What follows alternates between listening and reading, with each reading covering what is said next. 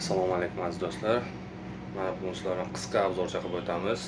PMI apparat haqida. Zavodda qo'llaniladigan NDT ishlar bo'yicha qo'lda ishlatilgan apparatimiz Thermoniton XL2 apparati PMI apparati deyiladi. Bu to'liq nomi Pozitiv materiallar identifikatsion deb to'liq nomi aytiladi. Bu bizlarga metallni tarkibini buzmasdan materialni aniqlab beruvchi apparat hisoblanadi. Bu yangi versiyasi 2026-yil. Bundan oldingisi ham bor edi.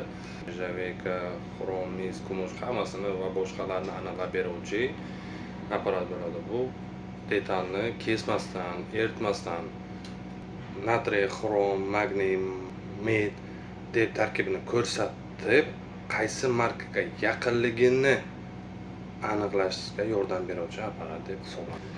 Asosan yuzak qismini tekshirib beradi. Kraska bo'yalgan joylar esa tozalanadi. Tozalangan joylardan detalni apparatni lazer tomonidan qo'yib, bizlar uni aniqlik kiritishimiz mumkin.